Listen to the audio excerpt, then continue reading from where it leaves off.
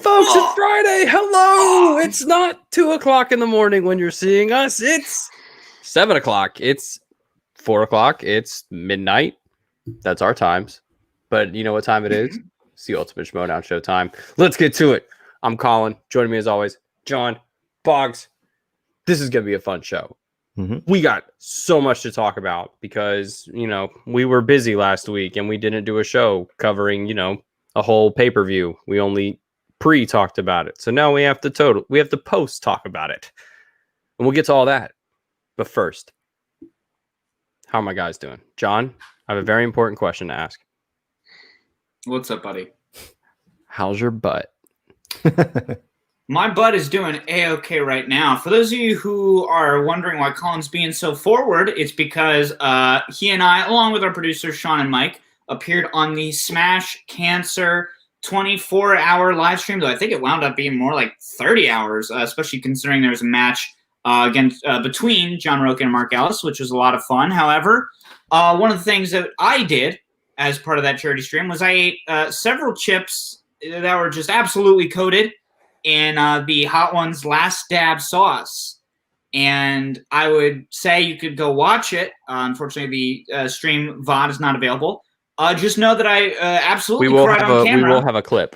We will have the whole show available, and we will be uploading the whole show at some point. It is just a big file, and I believe the great Eric Nerd Chronic is going through and splashing all the stuff up. Somebody involved with that, or someone else involved with that, which it was fantastic. Well, how about that? You will be able to watch me cry on camera. Isn't that great? Isn't that what you wanted?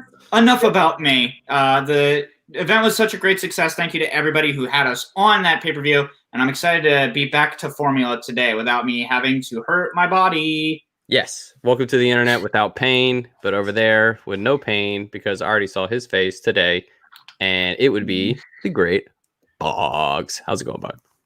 Yes, very good, thank you. Shout out to you guys. Obviously, I didn't make it on the show, but yeah, just a quick story. Obviously, when you guys were on, it was 7 a.m. my time, so I just did a quick check. I was asleep, so I was looking at my phone like this, and I was like, oh, it's 10 past 7. So I clicked it, and all I saw was John this is really hard, and crying. I was like, whoa. I rewound it and played it from the start, and I just fell asleep at the same point, so I didn't get to watch it. I rewound it when I woke up, but I was like, what the hell is going on here? Why is John crying? So but need to give a shout out to Sean as well. Should we get him on quickly? Oh, he literally just dropped out. Literally just dropped out of the yard. This man went above and beyond the Call of Duty when it came to donations, when it came to putting himself above, not putting himself, but putting here he is. Sean, we're talking about how amazing you are. We're going to bring you in for a second, producer Sean, because we just got to bring you in just to salute you, sir. You were so spectacular on Saturday night. You went above and beyond when it came to donations. If for those that don't know, it's really Sean's fault that John might not be able to use the bathroom like a normal human being for a couple months, because he kept donating money, and unfortunately John kind of put himself in a disservice because he set the bar too low, because there were still donations from the stream before that hadn't been announced, so they technically counted for our stream, and John had to take a chip in the first 2 minutes of the show, and then Sean donated money. And Sean, dude, thank you so much, man. It was just so great. Oh, no problem. And the funny thing is, behind the scenes story, John had said before we went on, he's like, oh, well, I'll do if we raise $150, I'll eat this chip with salsa. And I was just thinking oh, if John's doing something like that, I should do something like that. So that's why when I came on, you guys will see, I was just I had planned to donate a lot of money, because I think it's a noble cause. And I think Schmetz is an amazing guy, and I think it's worthwhile to do so. If you can, you should. So I figured and I said it on the stream, if you guys donate, I'll match. And then John, I was just well, if John's gonna have to eat more chips, that might just make it a little bit funner. So why not? And he was up for it, which John, you were a really good sport about that. So I appreciate you doing that. Yeah. But yeah, the show ended up, the stream ended up making Schmetz a lot of money. If I could contribute a little bit to that, then so be it. But it's all for a good cause, so I was happy to do it. It was awesome. It was awesome. And you kept going throughout the day. You were in Roka streams giving and stuff. So man, you were just in there, and it was fantastic, man. So no, it's all good. It's it's not about me. It's about this community in a whole, like showing up for Smets and showing him that we care about him and we appreciate him and we want him to smash cancer, and he will. And hopefully everything that we raise for him can help him do that. So if I'm a small part of that, yay. Fantastic. Well, yay, indeed. We will drop you out and bring in our guest. Yeah. That's right, folks. We have a special guest this week. The champ is here, folks. The reigning, defending Inner Geekdom champion of the world, Chandru, the chosen. Hey, I have to bring the come on. There it is. That's what we're here for. We want to see you, Chandru, but we want to see the belt as well. Especially because like you introduced me as like the champ. You emphasize the champion part like more important than anything else. Of course, I would have to like show the championship. How are you all? Beautiful. Oh, fantastic, sir. Thank you so much for hanging out with us. I mean, I feel like the man Boggs over here really, like, sir. You know what we're gonna do today, Boggs? Go on, surprise me. No. What's this? Whoa! I'll be the man then. Okay. You're the man. Okay, if you insist. Take the reins, sir, by all means. Well, what do you want to talk about, guys, today? What's this, an Inner Geekdom show, or what should we do? What should we talk about? I don't know if you know this, but we actually didn't talk about a lot of stuff last week. Yeah, I've got a lot of matches to cover, of course. Obviously, the big pay-per-view event last week with Video Drew playing against Jan Kemp, and of course, the WildBerries Civil War, and obviously the two teams matches as well. So lots to discuss, lots to talk about, and of course, Chandru's massive match at Spectacular. Yep. Can't wait to get into it. That's my most anticipated match on that card. I'm not gonna lie. Big fans of you and Chance. So yes, I want that match now. Never mind. I want it now. I'm ready. Yeah, so can't wait for that as well. So, John, yes, we had an interesting time last week, kind of trying to sort through a little bit of the story, but also a lot of the just the competition that we were going to see in the pay-per-view last week. Because we had, when you got a lot of folks coming off of losses, like, I mean, it's very, how often do you have a pay-per-view where it's like all these folks are coming off of losses? You don't know what you're going to get from a lot of these folks. But Drew and Jen was one of the most fun matches in terms of just competition that we've seen in the last couple months. I mean, that was fantastic. Absolutely. I will say real quick, I don't believe that the pay-per-view is open to everybody. So just so you know, if you haven't watched the pay-per-view, get out and clock back in approximately 25 minutes. Run. And then we might still be spoiling something, but oops. Run. It's coming around that time. Definitely come back. We still need the views. But yeah, I mean, like the video first and then leave. Oh, like and subscribe, smash that button, leave a comment, share it with your mom on Facebook. But one of the things that we had talked about when we talked about Video Drew versus Mark Riley a little while back, and actually Video Drew popped up on the show and kind of asserted that, she's not just one of the great characters in this game, which she is, but she's also a gosh dang good player. And my oh my, did she have a golly gosh darn good. I gave myself too many words to say. She did very freaking good, dude. She got a perfect round one. She got 7 out of a possible 8 points in round 2, and then got a point steal away from Jen, and then hit her 2-pointer, which was all she even freaking needed to hit, dude. Video Drew crushed it, and that's no slight against Jen Kemp, who also had a solid performance, but Drew really wanted it, and she proved why she is as good as she is. I don't know. I'm just saying she's great.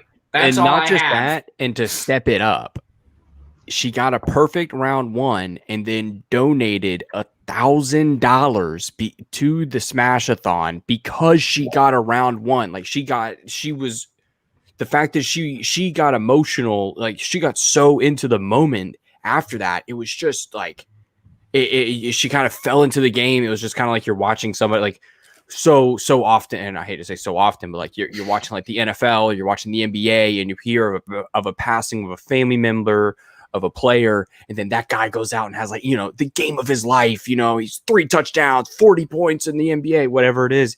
And that's kind of the way Drew, I felt kind of fell into this. And then in the second round, John, just the rocket ship just continued to just go. Absolutely, yeah. And it's so interesting that we've seen SNL films pop up a couple times now. Like, that's a category that a couple people have spun and then just knocked it out of the park. I think it's because it's probably a newer category, so people know that the questions are only going to get so deep. But again, that should not count against Video Drew and how incredible she still did, nevertheless, especially as now the latest person to take that category. She had the highest risk in that category now that we're seeing it in circulation so often. Chandru, I was kind of curious, what are your thoughts on this match as far as especially what we saw from Drew kind of stepping her game up, and then also from Jen, who again had a solid performance, all things considered. Yeah, it was interesting to see like the SNL movie slice again. I think this was like the second time we've seen it, right? Like last time we saw it was I think Liz's match against Rachel Silvestrini, and that speaks to Video Drew's like strategic mind as well. Like, it's not talked about as much, like, because both last season during Looney Bin's run with her and Tom, as well as like this entire season with her with the dungeon, like she thinks about the game a lot more strategically too. Like, even though she doesn't let on during the game, but like the wheel choices, I'm pretty sure she picked SNL movies. Like, that was one of the 2 slices she picked to be on the wheel too. So they only when people talk about like Video Drew's preparation, like they only talk about like how much she's been studying trivia, but that part also is like kind of under noticed. But I'm also really impressed with Jen Kemp's performance. I know she stepped up to play in a geekdom, even though that's not her like primary focus. Her primary focus is singles and teams, and it's good to see that she's doing well. Like, 7 points in round 1? 7. Yeah, 7 points in round 1 in your debut match, which is a live match too, is like nothing to sneer at. So she definitely, even though she lost the match, she's definitely gonna go places, and like she has a long singles career ahead of her. I'm excited to see where she goes, which faction she goes to like next season too. Yeah, I definitely think she should probably not be under Sam Levine. I've spoken about this enough. I don't need to rag on him. I will only bring up Sam Levine again just to say that the last time that his name will be mentioned in a negative tone on the show today. Well, let's also just point out that I think Video Drew did one of the finest jobs of like actually not only being entertaining but getting under Sam's skin in a way that I really haven't seen any other player or manager do. And just her amazing, just like, what I forget exactly what she called arbitrary challenges that she kept pulling out. The whole fortune cookie bit. I loved it. It was so good. And I'll also say again, like if we're talking about managers, obviously the dungeon has not had the best season, but a newly minted friend of the show, Kaiser, has made it clear that when he's got the players that do have that passion, such as Kevin Smets and Eric Zipper, there's a lot he can do with players that aren't always seen as like the top tier folks. So also hats off to Kaiser. I'll say it. He's a good guy. Yeah, it's kind of weird now. Now I feel once you spend 4 hours in a Skype call with someone, you feel like you know them. Now I feel like I can't talk about these people anymore, guys. I don't know if I could do this anymore. I feel like it's too personal now. We all had to watch each other use the bathroom deep in the trenches. Oh my god! It was, Wait, what? That's a Crown of Candy reference. That's a reference for almost certainly nobody that's watching. But do we feel like we should talk about also Elliot Dewberry versus Josh McCouga? A little bit more of a dour. Well, it just starts the week of Corruption, doesn't it?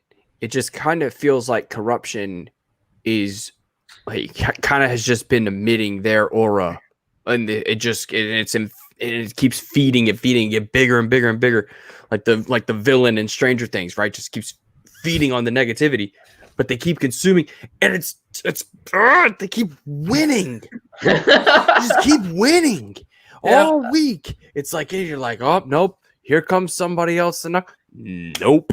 Korruption just keeps on knocking you down. Boggs did this one. We'll say we both of us have probably been the most vocal about our disappointment in some sense of some of the pay-per-views as of recent, in terms of just the matches, because we love the entertainment, but we also love a good sport from time to time. We say this one kind of picked it up a little bit. Yeah, definitely. I mean, even the first match, Video Drew's 0-2, and she got a perfect round in round 1. That's how it should be. Like, they should be, able to get or have the potential to get that amount of questions and then get harder throughout the match, which, she stepped up throughout. So, that put me in that settled me straight away, because, you're always anxious for like a non-title match to be a pay-per-view. Like, you think, oh, okay, is it worth it or is it fair? But yeah, when you get good matches, it doesn't matter. We started off with a good match, and going into this, like, I loved WildBerries' kind of whole hitman look, and Shannon on kind of doing her full heel work. Obviously Makuga's coming in with his charm and stuff, but Shannon's trying to obviously stamp that good kind of that good vibe out. So yeah, WildBerries playing serious. They're really funny at the start, and then just going into that first round, it was obviously tense and stuff, but I just keep thinking, Shannon in that build up, like, Chandru, she's gonna come for you as well. So watch out. Yeah, maybe you need that hitman outfit as well. Maybe shave your hair off and stuff. But but no, he did great. He did great. These guys were really funny throughout, and I thoroughly enjoyed it. Obviously I'm sure we'll get into it now, but just initially, just seeing them kind of vibing off each other. Yeah, it was really good, really funny. Absolutely. Well, and I'll kind of tee it up to Chandru as well to kind of talk about this, because obviously coming out of round 1, 7-6 for Makuga, things were looking pretty good. As someone who has kind of been on the forefront of this swag versus korruption conflict that we've been seeing, I guess my first question would be kind of, how are you feeling about Shannon as far as what she's been able to do with teammates and whether she could replicate that with WildBerries? But then also, obviously, your faction mate, Makuga, he spun Inner Geekdom, and he didn't do great at Inner Geekdom. So what were your thoughts on that? So your fault, Chandru, huh? Yeah, and No, I'm not saying that. No, Boggs is saying it. Boggs is saying it. Yeah. Well, I should have prepped him more for Inner Geekdom matches. But yeah, going into this match, it's very obvious I had my biases. Like you guys all know whom I wanted to win. But both Josh and WildBerries are notorious non-studiers. They don't prepare much for a match. They just walk in and they know what they know, and that's pretty much it. But Josh has been labeled sort of like the best guesser in the league outside of Stacey Howard. So I was just waiting for some of that Makuga magic coming here and there. There was a little bit of Makuga magic in round 1, 7 points again. In the modern era, it's nothing to sneeze at. So I had the lead going into round 2, especially against WildBerries, who's famous, or now the perfect round for plus bonus is named after him, right? It's a WildBerries when you get a bonus, when you get perfect round plus a bonus. So having that lead was really interesting. I was hoping for a more favorable slice for Makuga, of course. Inner Geekdom, especially because it goes into a little bit more detail and then your usual category, and it's also 2 of those questions were gotcha questions. So basically, it's meant to get you to the wrong answer. Which movie did Jeremy Renner first star in? Everyone thinks Avengers first, and then it's actually Thor. And the Sin City a Dame to Kill for question, especially when Sin City is not the right answer. It's ripe for a 4-point swing, and that is exactly what happened. I was as soon as they asked the question, even before Makuga answered, I was okay, there's the worst case scenario, and I feel it's gonna play out. Yeah, it's just too massive. Absolutely. I mean, it is worth noting that certainly Elliot only got one of the possible 2 steal chances off. Makuga. But and obviously hindsight is 2020. But as far as Makuga's kind of strategy, as well as Winston's, do you think it was still probably the right call to spin away from Mixed Bag, just kind of considering what also kind of pitfalls might have laid in there? I don't know. Like Mixed Bag might have been like, especially with the hindsight, like Mixed Bag might have been something to keep, especially for someone like Josh, who has like a breadth of knowledge, not so much a depth in like particular categories. It's because like IG, usually people stay away from the Mixed Bag because it's not most of the time the movies it's not from the main 8 categories. It's like these obscure movies or movies that have not been asked about too much, right? So but I think they used a sort of similar mind frame to Mixed Bag in regular movies as well. Like but so far from what we've seen, Mixed Bag has been spun like 1 or 2 times this season, or like last season. I remember Odd Couple once like spun Mixed Bag and like they did really well in a teams match. So the questions are not like that deep, especially because like they have to cover every movie ever, right? So exactly, hindsight is 2020. So but I always often wonder like how different that match would have gone if like they just kept Mixed Bag. Well, joke's on you. I actually sponsored the wheel, and I know for a fact that Mixed Bag had only questions about the 2009 film G-Force. So it's all as long as he saw that. Who played Juarez? Anybody? Colin and Boggs, I know you had a match Tuesday. Did they ask you that? No. They asked me something, though, that we'll talk about later. Well, at the very least, we can talk about how, unfortunately, Josh Makuga, he's gone bye-bye from the league. He's no longer there. He got straight up TKO'd. He hit the way back question, but unfortunately missed. Cheers, Makuga. That 3-pointer and 5-pointer. I just don't want to wet my car. We're doing a cheers for Makuga. Cheers for Makuga. Cheers for Makuga, huh? Cheers for the memories. But yeah, he gave a good count of himself, I thought. Like, he did get 7 points in round 1. And it came down to that trick question. Not trick question, but that Sin City, 2 question, I thought. It is a trick. You can call it that. It is a trick question. A little bit. So yeah, because they could have used different characters, right? And asked them about Sin City 2. They purposely used characters that were in both. Obviously not Joe Harshner, but the other ones. So yeah. Like Jessica Alba and Mickey Rourke, I think. Yeah. Oh no, was it? Eva Green was the only one. Eva Green and Josh Brolin were only in the sequel, not in both movies. So those are the 2 sort of hints. But it's what it is. Yeah. Bit harsh to come down to that. Yeah. It's my guy. Yeah. And Makuga's been my dude since season 1. It hurts. He's been the only person from season 1 on who has never retired. Even Riley retired somewhere in between. Roka only started in like season 2. So he's like sort of this legacy from season 1 on, and it's like hard to like not see too many matches from him this season too, because like any other season he would have played one or 2 more matches. Like he would have been in like a team match too. I know I was like pitching that to be in a team with Josh Makuga as well. Like if without COVID, like things could have been different, but with the way virtual matches were set up, we only had 1 Makuga match this entire season too.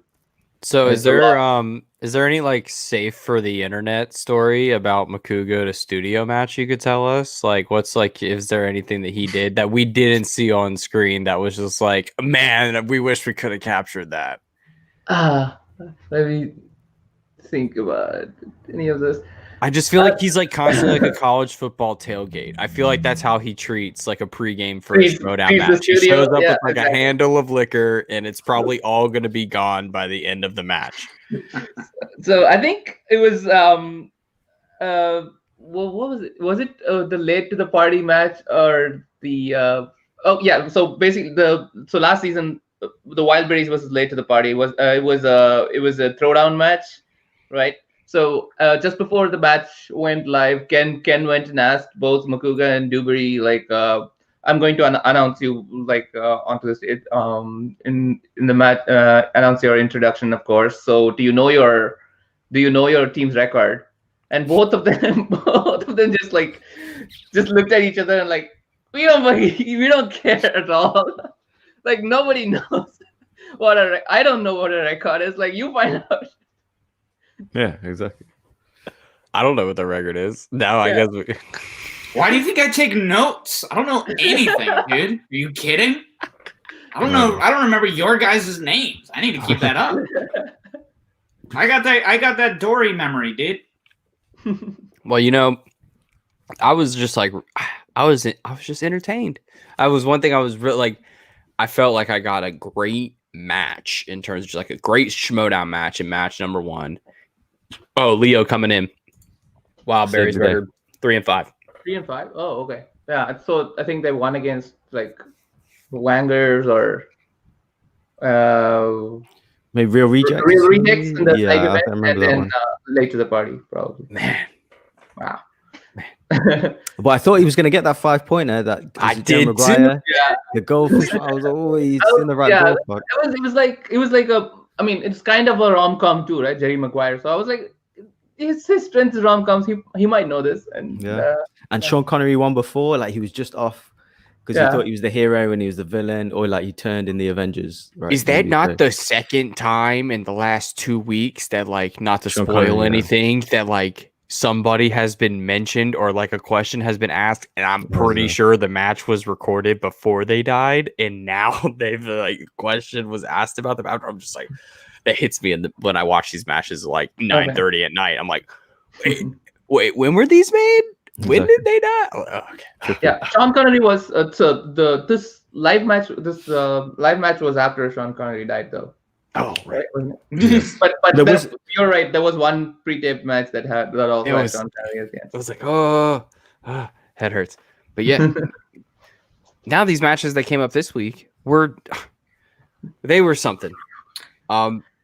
We should have thoughts about the first one. I don't know how John and Boggs want to go through this. I have lots to say. So if John, I think you should take the nope. I think you should go first. Sure, let's do it. Yeah, I mean, out with the old teams like the WildBerries and in with the new teams like Deception over on Corruption side again. I mean, it's not really a surprise that 2 rookie sensations have continued to be incredibly powerful performers. It is one of those things where I was a little bit shocked by how kind of like weirdly prophetic the intro to the match was from Christian and Mark, because they did kind of bring up like, oh, what if Marisol maybe kind of comes out a little bit as well? And, you know, obviously Adam's the big story, but she also kind of comes out as one of the MVPs of the matches. And I think she kind of did win that title over. There were definitely at least one question. I think it was one of the steal opportunities in round 2. Obviously, there's only so many rounds of this match. She knew it. She knew it and just... Absolutely. So definitely, you know, these were 2 super smart competitors that Shannon was able to snatch up, and they really proved how well they've been like meshing together. It's very weird how like instantaneous the kind of Corruption kinship has set in with Deception as well. The Lethal Weapons, I don't really have a lot to say about that other than I feel very good that this is the first bracket this year where my entire round 1 picks turned out to be correct. Look at that. Hey. Finally, something happened that was good for me. And that was not believing in Sam Levine's choice to split up the time machine. I feel good, Colin. How about you? Okay, so Boggs and I had a post-production meeting after we recorded We Have the High Ground on the Pop Culture Universe YouTube channel that you can check out every Friday, where we review every episode of The Mandalorian about 12 o'clock Eastern time, where it drops, and it's fantastic. Post-production meeting got a little heated. So let me go first. Colin's got a bit of a hot take. Well, so have I, actually. So, you know, I got to be honest, right? So normally when a match comes on, you know, you're locked in, you're watching the promo, obviously no chronic, watching everyone go back and forth, because I like their mind games and all that. But when I was for this match, I don't know, in the whole of the digital era, I was actually bored in the promos. You know, Colin's doing his whole correction stuff, and Marisol, doing the blindfold stuff. Even Shannon wasn't like that. She wasn't as like energetic as she normally was. So I was sitting there like, oh, I was playing my phone like, oh, this is a bit boring. Like, it's a boring promo. Like, nothing against Nerd Chronic. Obviously, he's doing his stuff. I'm talking about the people that was sending the content until Andrew Guy comes in. I was like, oh, okay, he's bringing the energy. He's actually taking shots at them. Or like he said it himself, right? Like, that was really fun, like, and I was in complete agreement.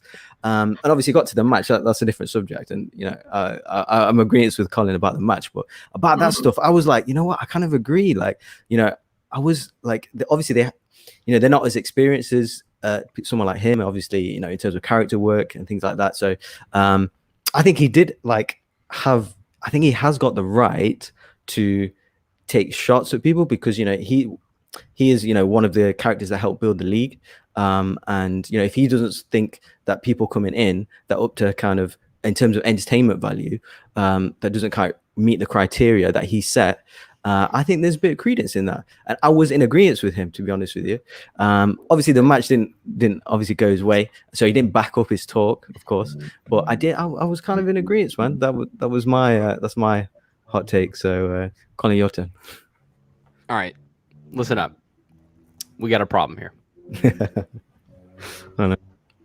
One, we have just a huge issue where somehow two people who have never met in person have more on-screen chemistry than two people who are just veterans of a league. I'm extreme. Yes, I thought we have great chemistry. You two have fantastic chemistry. It's like Walter White and Jesse Pinkman. It's just pure. It's pure.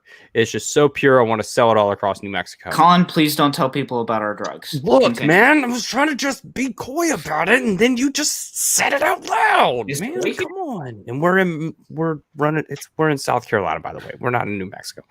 Okay. It blows my mind that somehow Sam Levine, a former champion, can't get Ethan Irwin and freaking Drew Guy on the same page, or to at least understand some hierarchy in their team. They're embarrassed. Like, if you're those two, if you're the three of them, like, you should be utterly embarrassed by the way you were just like shown up. Yes, the promos were so and so, but Nerd Chronic can only do so much. Shannon sent him one video from one perspective, and he did one thing where he zoomed in once and then did it again, and then plugged in other stuff from prior matches. I do this stuff. I understand how it works. Like, I'm like, he can only do so much. There's only so much you can do, and then there's only so much you can do with two people who have never been in studio before. Yeah. But then it's really hard to cut a promo with people who are doing stuff from other sides of the country and can't get together. But then you have stuff where it's easier to build up the Drew looking cool and pounding his chest in studio, but he falls really flat in these digital matches. It does not hit. He swings and the only time that I really thought he hit was when he was like, I can't hear Adam. And then he kind of made fun of him when Ethan said, always be closing. And then Adam said, let's set the record straight. And I saw Guy's face, and he looked like a bully in school that just heard a nerd say something that was stupid, and he wanted to beat him up. And he felt like he was the superior person, and it came back to bite him. And his ego got so built up that he can't perform in his office. He needs the spotlight. He needs the stage. This is not for him. So please, Andrew Guy, go away until we can go back into the studio. I think that's what he said he was gonna do. My gosh, Colin's like really in like go away. It's disappointing. We could have watched Janine and Ethan. What I saw in round 2 was so disrespectful to everything that we've seen people put forward to in effort as teams so far this season. What we've seen from teams like Final Exam, what we've seen from teams like Shazam, the way they work together. Ethan and Guy were just waiting for the other to say something. It was embarrassing. They didn't talk about anything. They never discussed a single question. Like, well, what do you think? I don't know. I'm pretty well what you think. Maybe talk about something. Like, sorry. Okay. No, it's interesting, and I'll quickly hop in. First off, just as to shout out the comments, thank you all so much for watching. Leo Logan asking, who would have thought Ethan isn't good at Hitchcock? That did kind of surprise me a little bit. Yeah.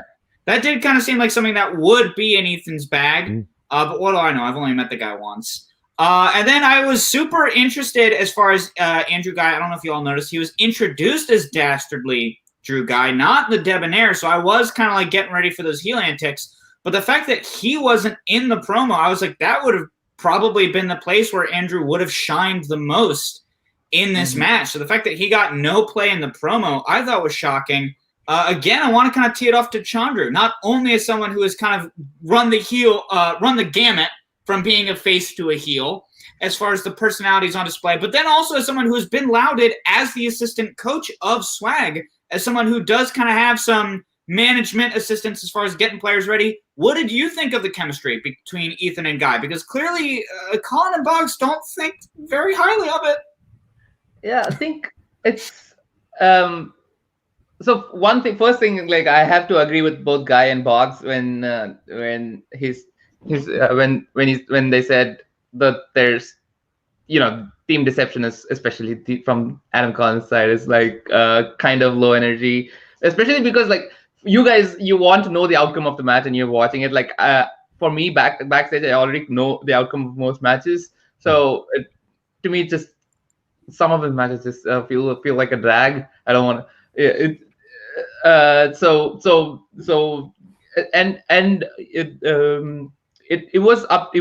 It was a good tactic by Guy to like bring it up. So Adam can like think about being more high energy, which would distract him from like the trivia part, like or whatever, right? Like it is a good strategy to like have them distracted a little bit. But the chemistry part, like what we're forgetting is like they also spun opponent's choice. So there's not much to do there, and I feel like Harrison Ford was also it's a studyable category compared to Hitchcock is also studyable, but hey Matt,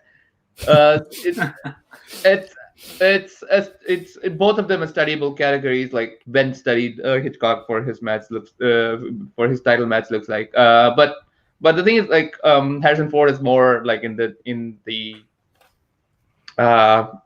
zeitgeist a little bit more, like in the modern zeitgeist.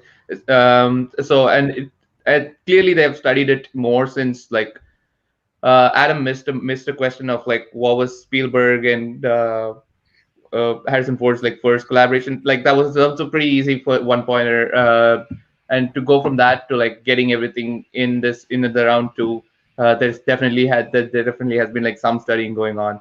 I think if it was a different round, if it was a different wheel slice where they really did well, like I saw a lot of chemistry, but there was a little bit of issues, but the issues came because they both didn't know the answers, right? Like if both of them knew the answer, or like if one of them knew and the other one didn't, like we would have seen more of the chemistry.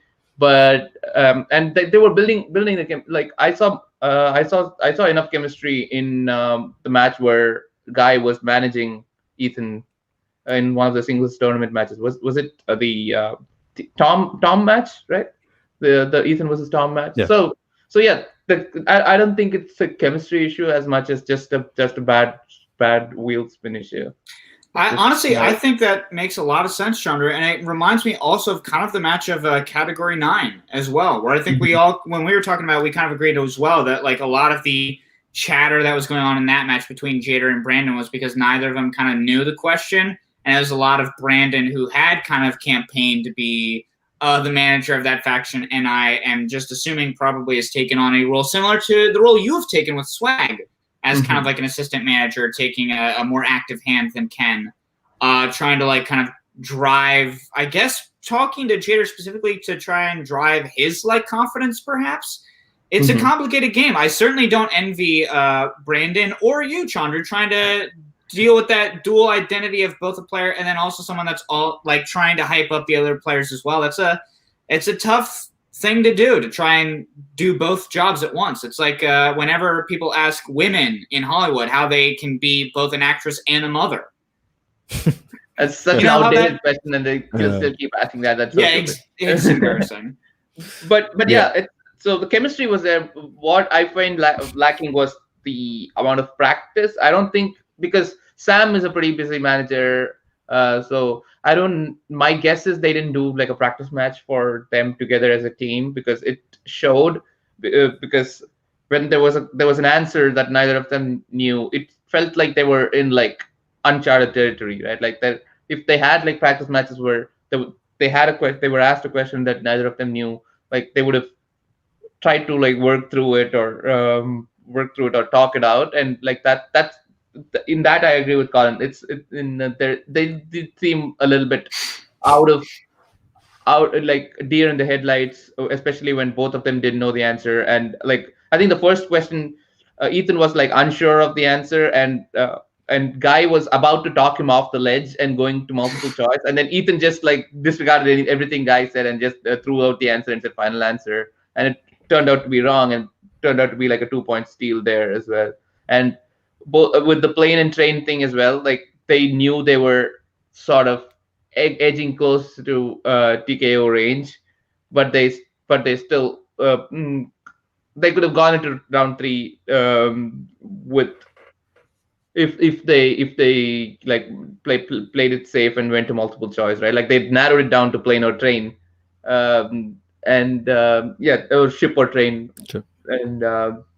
And yeah, if they went to multiple choice, it would have been a 1-point steal and would have been only like a 10-point game. Like would have avoided the KO at least. Like who knows if it would have been a DKO. But then strategic things like that, like Guy usually is more strategic, but then when it came to like a virtual match, he also couldn't get his point across as much as he like could in a team's setting. They just never felt comfortable.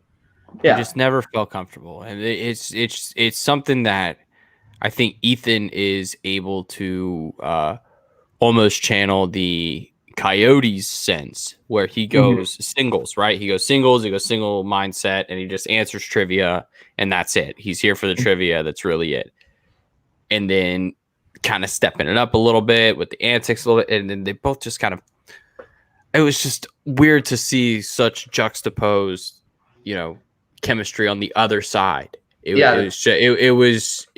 I just didn't understand. But then when I think about it, it's the same thing you see with Mike and Chance, and obviously, if they have that to look at as a model of what a team is like in terms of feeding off one another, they seem to know. It just seemed the way that Adam was also saying, like, "Well, you know this. Go ahead." Like, how do you know that she knows this? It's just like, well, you guys talk every day. Maybe. Definitely Ethan and Drew don't, but that just seems to be one thing that you're gonna notice. Like, this is a team that I would not want to play right now, because they they're just scary. And like, to take a sports term, just a regular sports term, Marisol's so raw, right? Like, we don't know. She's like somebody who's had, she comes out of nowhere and is an epiphany, and you don't know what she knows yet. So everything could be a strength. It's like when we saw Ethan first come out. It's like when we first saw Paul come out. It's like now with Adam Collins. She only has one loss, but it's not. It's like a 0.5. It's like half a loss. It was still an amazing performance in her loss. And so to see her come out here, it's just showing up. And I also thought it was really strange how Christian's like at the beginning of the match, it could be Marisol coming out of this at the end of it. That's the MVP. Yeah. And she totally pulls out the last question to knock them out. And with Adam having internet difficulties, she's just like, "Oh, I know this. Sorry. Whatever. Forget about the internet issue. It's over. I got it." And your winner. Like, that was unreal. We hadn't seen anything like that. And that's confidence. That's something that doesn't, you can't teach confidence. You just got to have that when it comes to your knowledge. That stuff I see with you, Chandru. That stuff I see with Chance. That stuff I see with Paul. It's like, there's this. Yes, John. Sometimes, yes. Even you, when it comes to what I need to do to make my space farm even better, there's like this 3-second gap after the question's asked that you know the answer, and then you either A, say it immediately, or B, are a little coy about it. So like, but and you can tell there's a visualness. There's also like, do I have my whiteboard near? No, I don't. But like when you have your whiteboard and you do it's like when Jimmy Fallon does his thank you notes. Yeah. On the show, and he like drops down. It's like all your heads will go like you just write it down extremely quickly, and it. She seems to be one of those players. Yeah. That's and that's just recall, and that's just something you don't see. You see it, definitely see it with Alex Damon. Alex Damon is like the king of that, right? If you want to know somebody with recall, like that's the recall king. So these guys, it's just crazy. Box, you just gotta give these kids the respect. I mean, this game was just unreal to see from them. Yeah, I mean, when you do your, you gotta stop calling them kids. Adam Collins is like older than all. Yeah.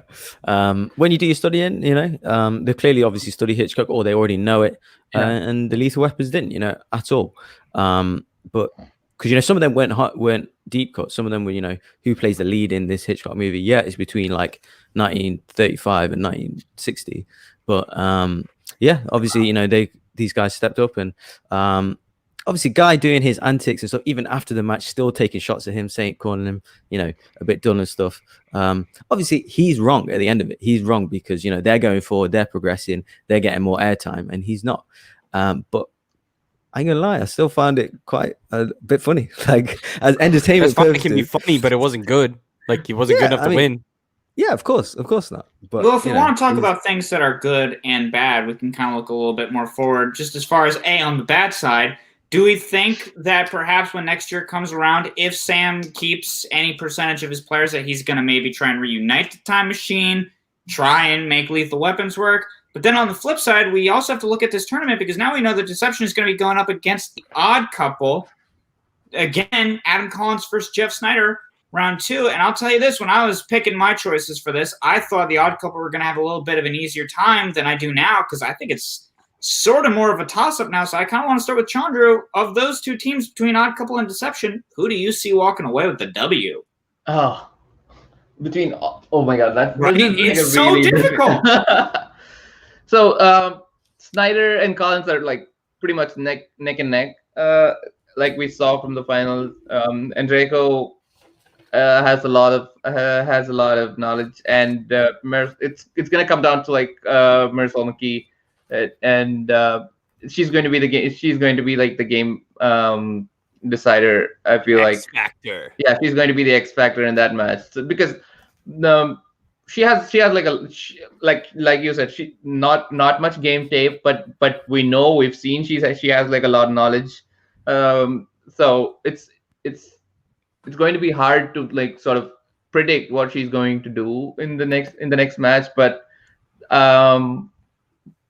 again, one reason the Odd Couple is like so good, they've been team champions before, is because they sort of fill each other, balance each other's weaknesses much more than much more than a lot of teams. And with Deception, I don't know if they are very complementary with their knowledge. They both seem to be like a similar type of player, this big movie fan who's not very flashy, who've seen like, from the looks of it, I have seen older movies too.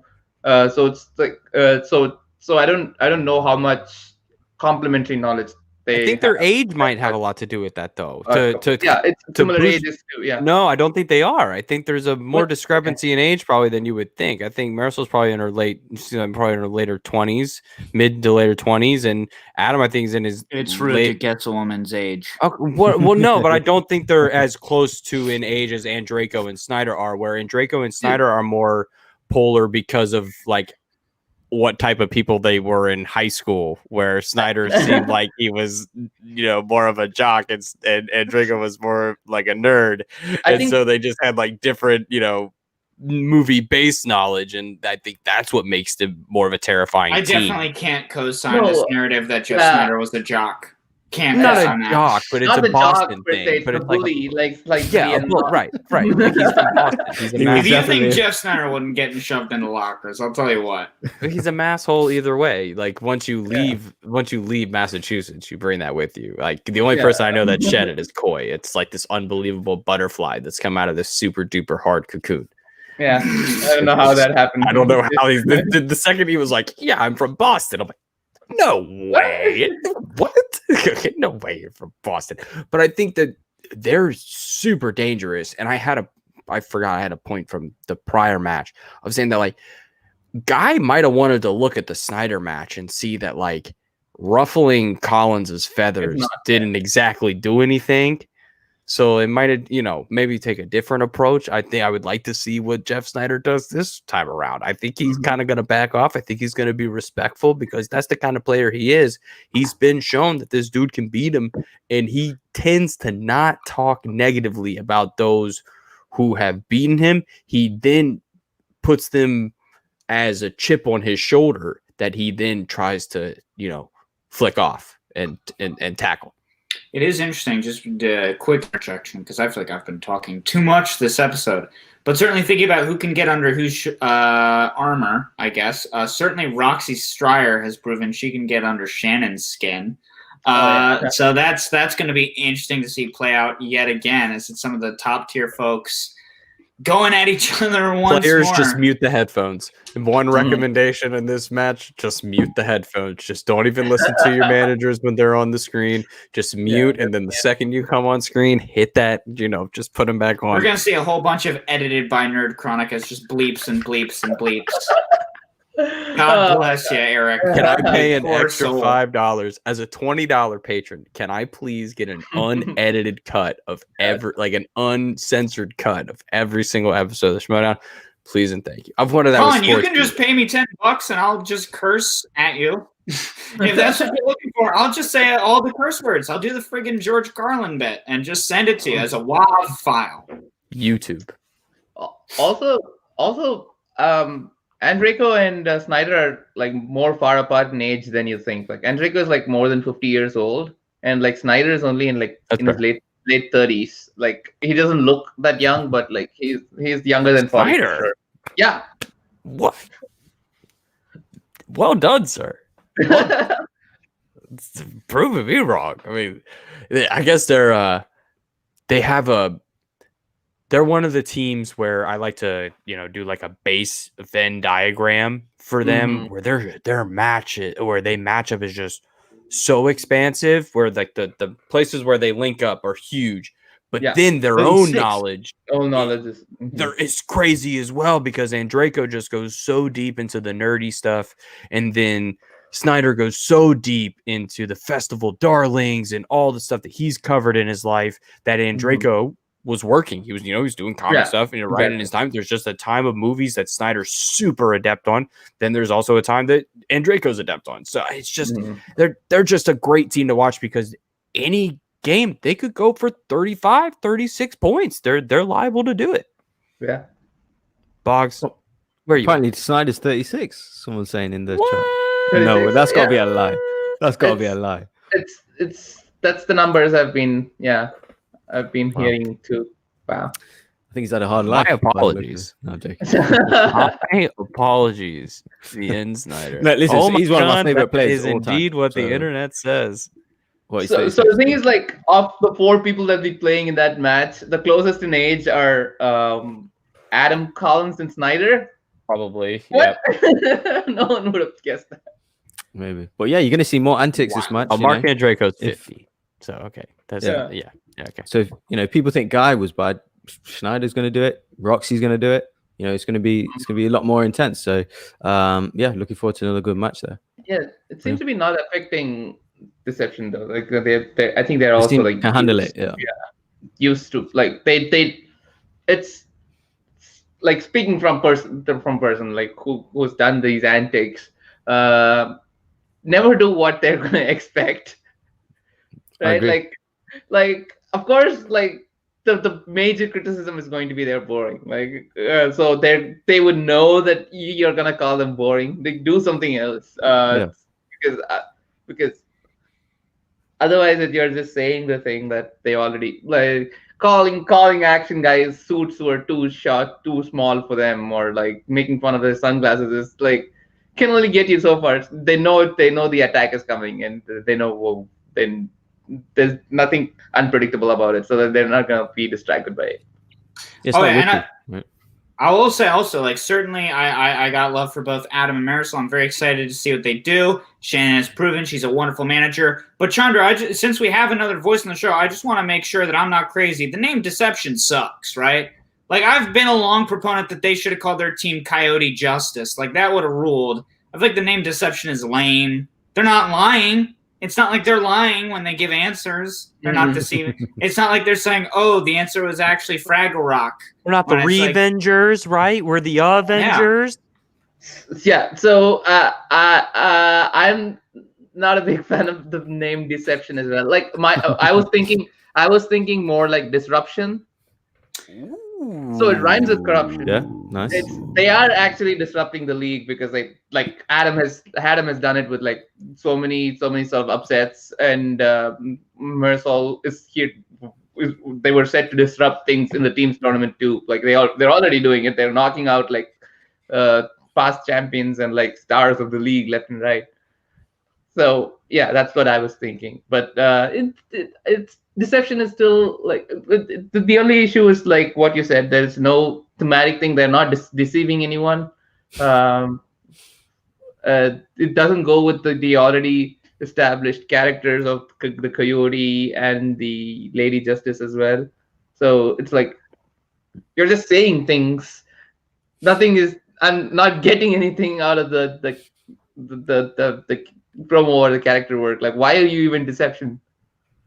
That's one of the biggest things I'm going to miss with like the WildBerries is like certainly the league has taken a further turn towards kind of like hardcore knowledge, which I respect. I get it. But I've long said on this show that one of the things that drew me in was the kind of like pro wrestling style characters. And that's part of why I like folks like Videodrip, because she has that hardcore knowledge, but is also still a very amusing character. And I think, you know, Adam and Marisol, they have the framework for it. I'm certainly not going to say they're never going to be super entertaining, especially because I'm pretty sure I saw in one match Marisol was wearing an Eagles jersey. So, of course, I'm paying attention right away. That's a Philly person right there. But, yeah, it's just, you know, it's just waiting to see all the elements click in. And, gosh, Disruption, I'm really thinking – because, A, it rhymes a little bit better with Corruption, which is clearly what they're going for. It matches up more with the idea of like the Avengers Defenders dichotomy that they think they're going for. God, that's a West really Coast good name choice, Chandru. My goodness. Shouldn't they be the East Coast Corruption? Because like East Coast Corruption. East Coast, Beast Coast, baby. We'll call them that moving forward. We'll call it Disruption. Yeah. Yeah. Listen, I think Chance is on our show next week, right? We can just be like, hey, bud. I don't know if you've trademarked Deception yet. Oh, let's not to trash on the team too much, dude. Like they're bringing some like you said, like amazing chemistry without having been together on screen or like I don't think they've ever met in person. Too. It's gonna be fun look going forward because we're all excited about the Odd Couple match already. So they're doing something right. It's only like Marisol has only played like 3 matches. Adam's only played 7 matches. So like and these are virtual matches, so you don't get as much experience. You're just only there on screen interacting for the 40 minutes, and then everyone just you're not like hanging back in the studios and seeing other matches and like getting pointers and like looking at how people are preparing and like getting ideas and things like that too. So it's hard to the learning curve is like sort of not as steep in the virtual setting as it is in studio. So I'm really looking forward to like what they'll do next season when they get more of the in-person experience and advice. Like if they're up for it, if they like want tips and like ideas, like people are always like ready to share their knowledge and like experiences too. So they're going to step up their game next season, I'm sure. Absolutely. Well, and if you want to talk about experienced teams and talk about looking forward and what we have, fellas, I have to run to the restroom, but Colin, how about you tell us a little bit about the Founding Fathers versus the witching power, huh?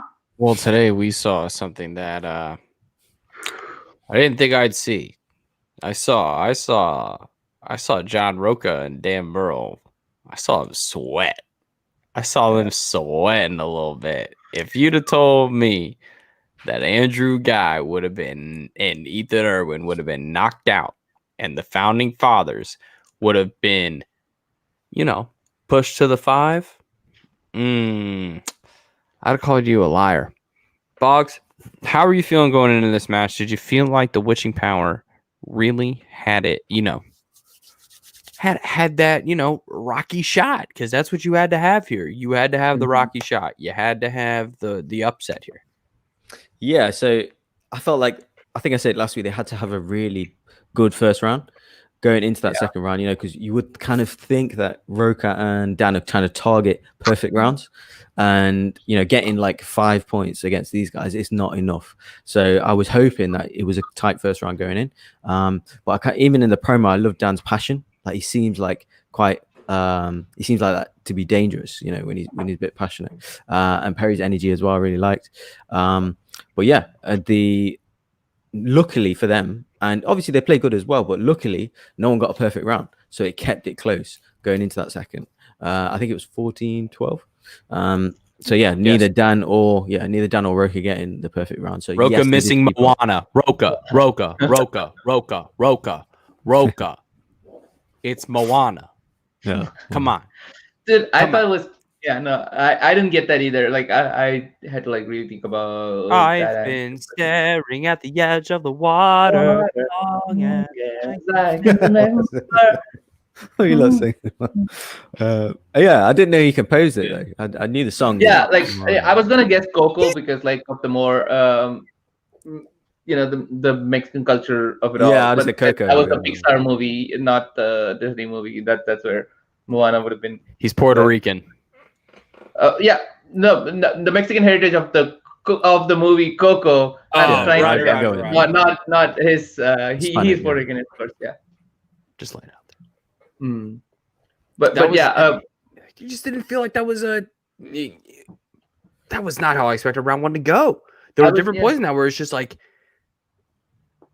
perfect rounds. All right, if it was ebb and flow, nobody got too far ahead, and then the second we get into round 2, it was just kind of the same. I didn't expect it to be this even. It was very, very. No one ever really got ahead until somebody won. John, which that tends to happen, and we don't tend to see too much, but whatever. Yeah, John. Dan also missed only like one question, right? And that was a surprising miss for him. Like it was question, right? It was the Iron Man 3 question, like who played Maya Rebecca Hall.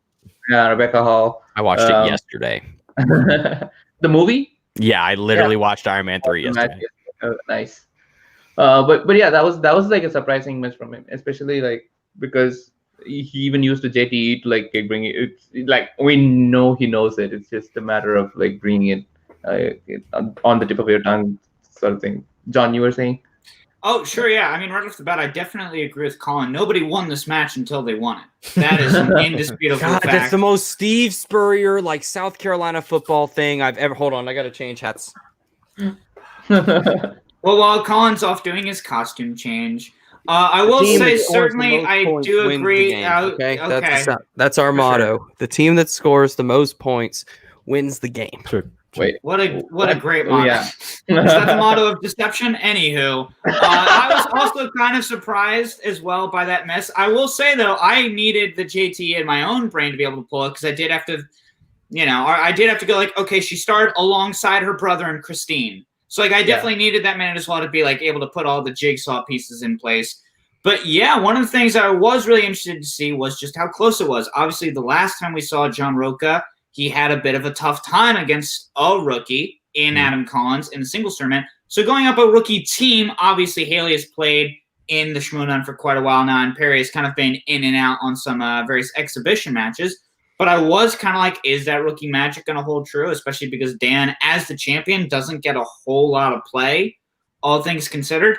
But yeah, like it was one of those things where it's just very interesting to see how everyone landed, especially considering that Witching Power got opponent's choice. 1980s, that's right, Leo, and older films have been a weakness for Perry and Haley.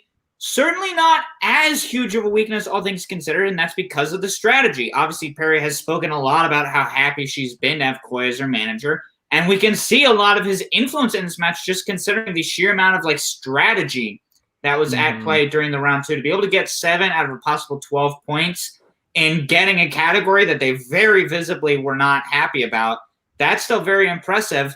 And then on the flip side as well, while they might not have spun opponent's choice, it seemed pretty clear that neither Merle nor Roka were too pleased about Inner Geekdom. And I certainly want to hear Chandru's thoughts about how he thought these Inner Geekdom questions were. But they were able to get that just like a little bit of an edge, getting 8 out of a possible 12 points as opposed to Witching Power's 7 out of a possible 12 points, with each team getting a steal as well with the gosh dang peach trees, which I mean, and I'll tee this up right away to Chandru. Was that a 5-point question to you? Did you feel like that was easy? Because I certainly was sitting here like, well, we're naming fruits now? Is this the fruit schmodown? What's going on?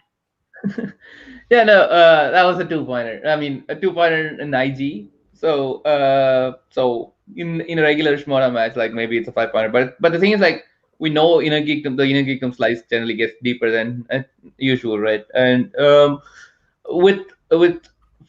first off with Witching Power's 80s round, it's not so much the 7 points that they got. It's also they only gave up 1 point, a 1-point steal, because they smartly went to multiple choice whenever they were not sure of the answer to, right? Like, and that helped them a lot because 80s is like kind of both the founding fathers' sort of strengths. So you don't want to give away any steals either. So it was like very good defensive play, and that's what kept them going through that's what kept them in the match too, I would say. I think they went to multiple choice like 4 out of 6 questions and like only missed one of those 4 multiple choices.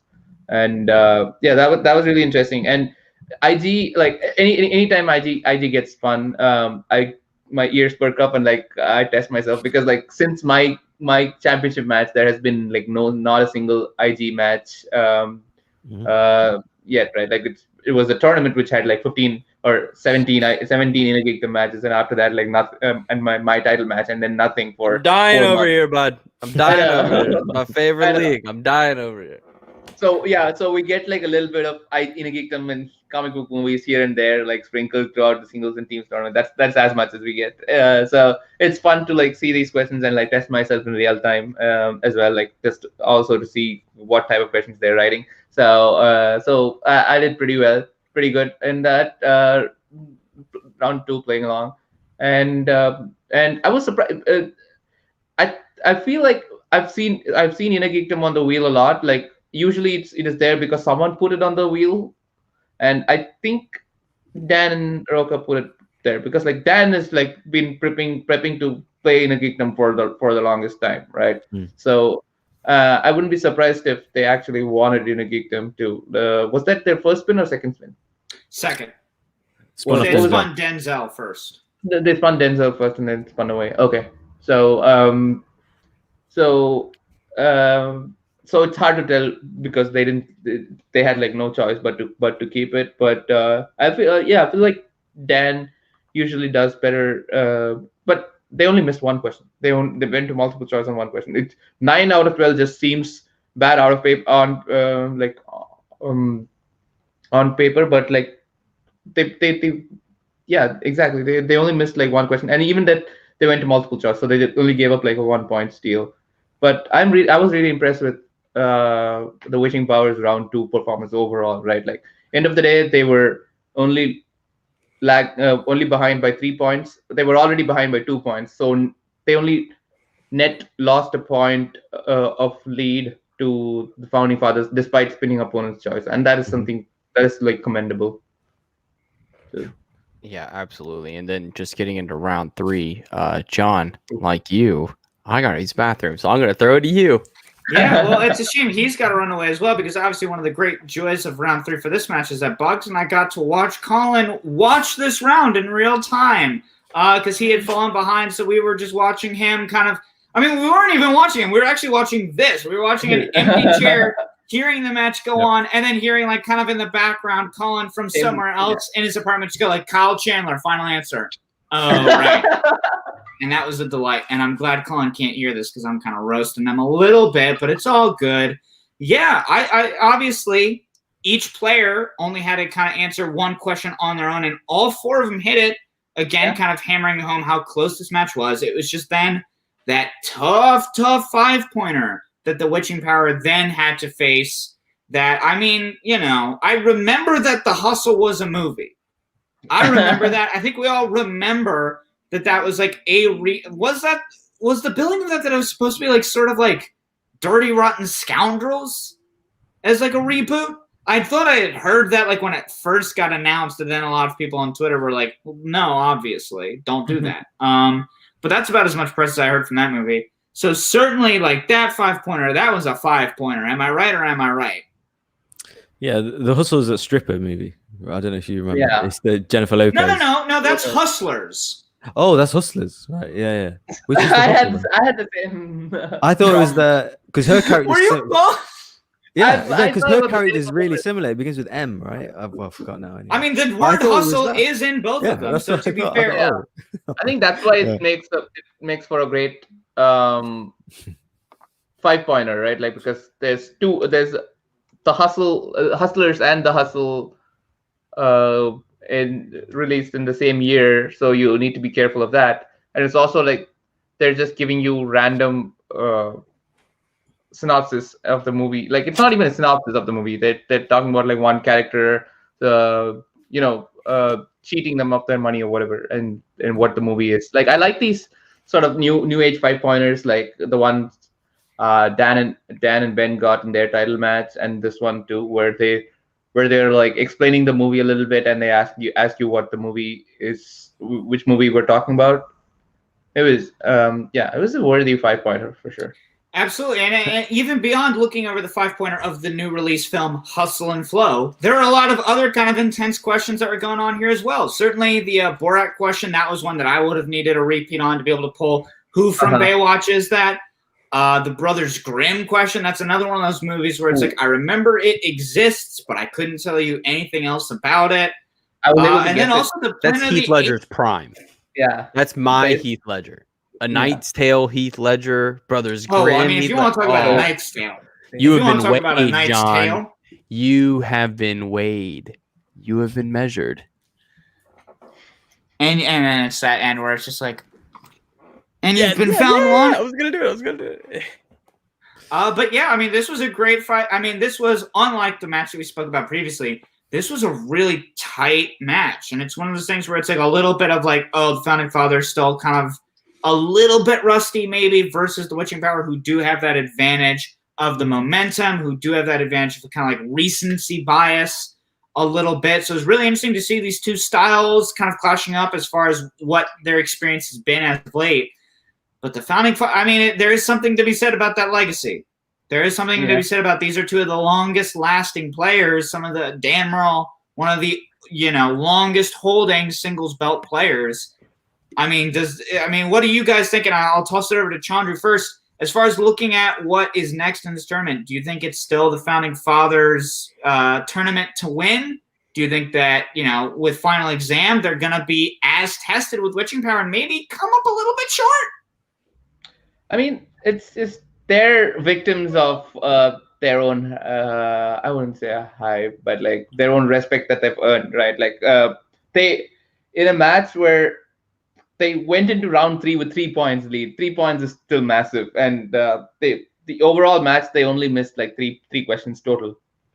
So it's kind of like difficult because like the other team was also playing a phenomenal game, and they made it. The Witching Power made it look really close. So it's going to be the Final Exam's greatest challenge, other than Shazam, that they've played so far. But opposite, so they are playing against Final Exam, who in their match didn't miss a single.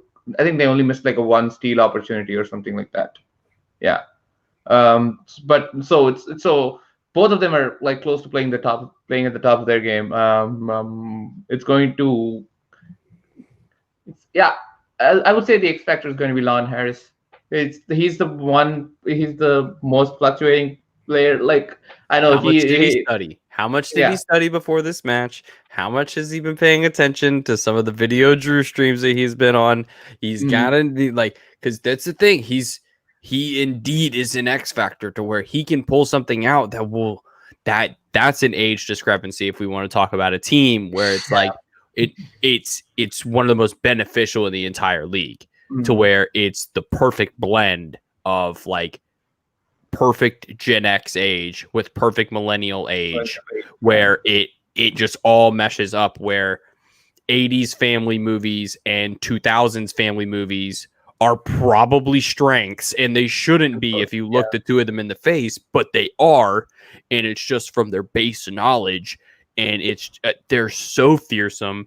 It's probably my most anticipated now teams matchup of the entire year, with in terms of like what they've all been able to do. Shazam, to me, I know what Shazam's going to bring to the table. Yeah. I know Shazam's ceiling and floor are the closest together in the entire league, and you know exactly what they're going to give you each week. Very rarely do their faults result in them getting knocked out, or I don't know if they've ever been knocked out, but like they've just always been able to perform to a very high level.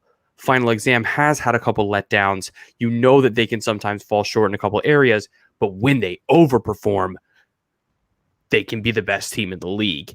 And they definitely have that possibility. Boggs, are you leaning a certain way in this match? I know you are. I know Roka is literally your door into this world that we're all living in right now.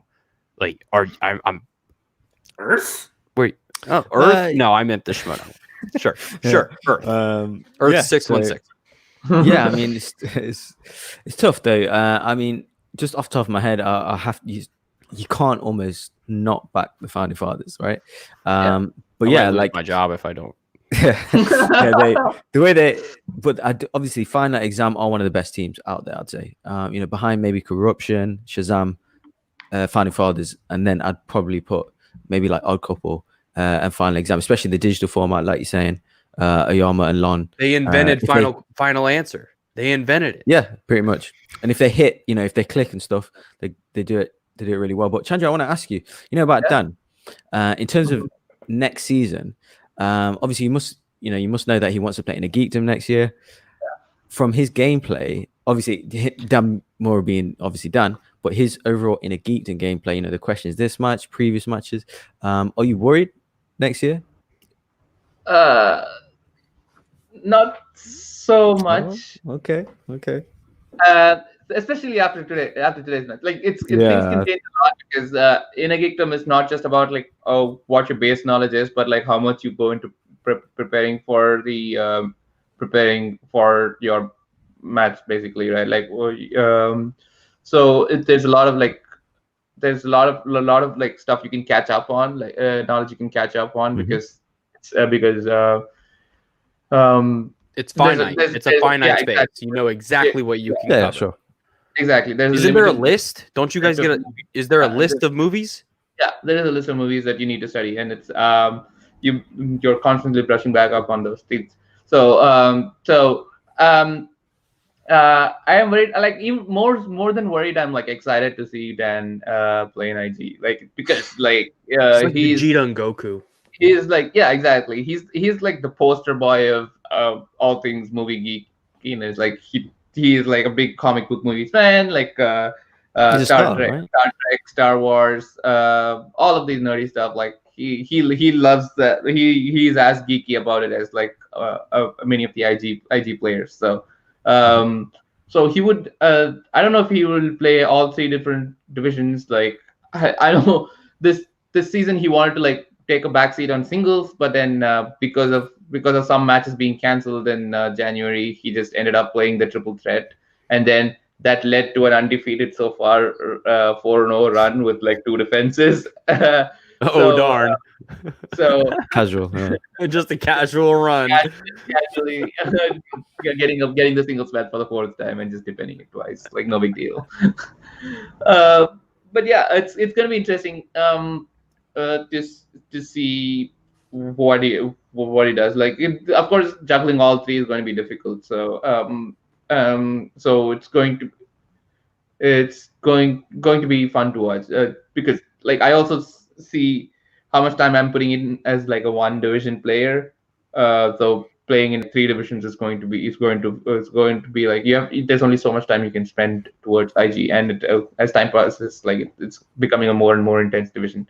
But yeah, I'm looking forward to like seeing him and a lot of players who've crossed divisions, especially in the last tournament, too. And I'd like to see more people dabble their feet into the IG division like they did this season, and we'll see.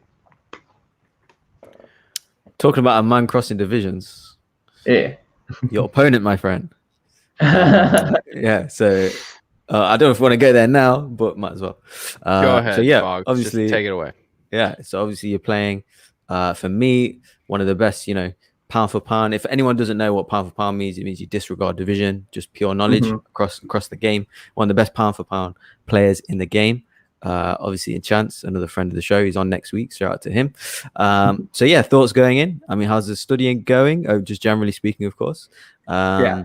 So yeah, obviously you're gonna get the antics from Shannon, from Mike, and all that stuff coming. Obviously Winston's got your back, but overall, how's it going? Yeah, like I said, when you're a three division player, there's only so much time you can spend towards towards the IG division. But the thing is, Chance hasn't had a singles or teams match since the last pay-per-view. It's been more than a month and a half now, October 16th.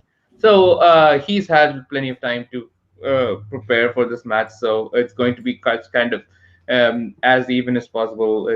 I'm really looking forward to like the scrap. It's going. I'm not taking anything for granted. I know he's going to like put in his 100% because even though it's not his like top, even though it's not like priority league, like it's a division, it's like he's probably a stronger teams player and then a stronger singles player than IG. But still, like he's won 4 matches in a row and played some phenomenal players.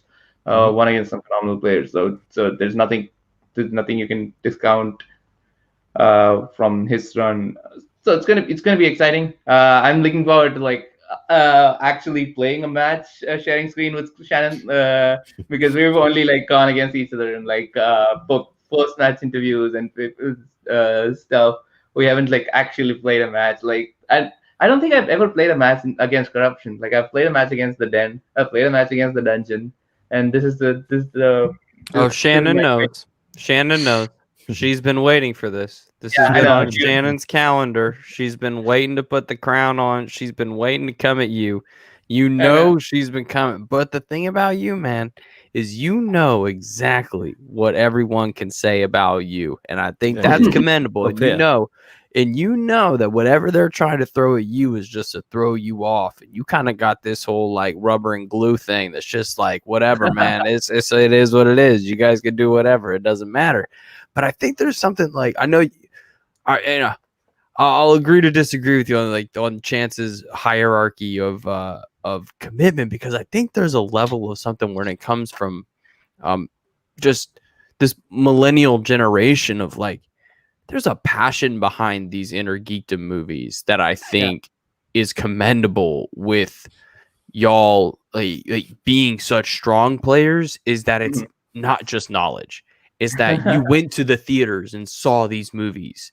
You live the era, right? Whether it's Star Wars, whether it's the MCU, like it's just boosted your passion for it. And it's a whole other side that I think some players don't get to tap into, that the IG players get to tap into, that the Star Wars players get to tap into, where the real passion comes out, where it's like, I know that how I can't even imagine how angry Boggs was at the Hitchcock misses that went down.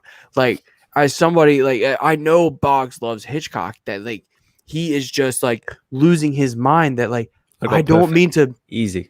Right, and I don't mean to like diminish his opinion or whatever, but like I know Ethan probably took a step down in his hierarchy when you can't handle Hitchcock, but you're a former champion of the league and Hitchcock rattles you. There's a passion that might not be there, in some certain sense, But I think you and Chance both have this unbelievable just thirst for success that I think is it's palpable from both of you.